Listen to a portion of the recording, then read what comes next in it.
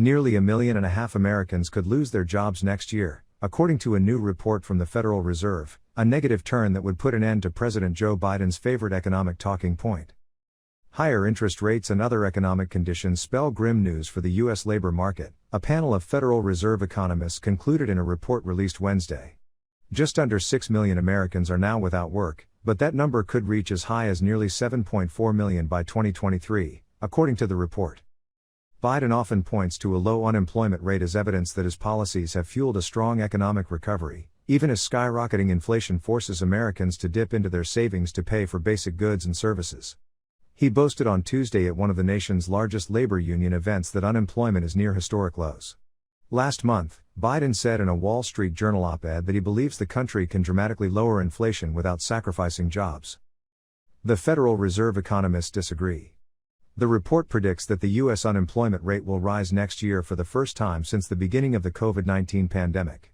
Rising unemployment is expected to continue through 2024, according to the Fed's report, reaching heights of up to 4.5%. The current U.S. unemployment rate is 3.6%. Fed Chairman Jerome Powell said at a press conference Wednesday that an unemployment rate of 4.1% would be a policy success, as long as inflation comes down. Much of that anticipated rise in unemployment can be attributed to the Fed raising interest rates to help cool demand and curb inflation, which sits at the highest level since 1981. "We've been expecting progress and we didn't get that.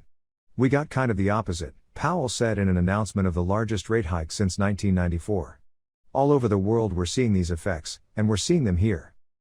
There are few rosy projections in the Fed's report.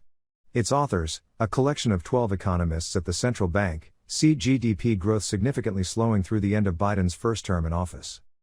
Although the economy grew by 5.7% in 2021, the Fed believes the growth rate this year could drop to just 1%, the lowest in any year without a recession since 2001.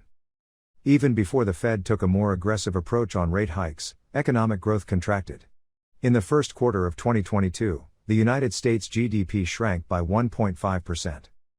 Americans can expect inflation to drop to 5.2% by the end of the year, still the highest since 1990, and historically elevated inflation until the end of 2023, according to the Fed's report.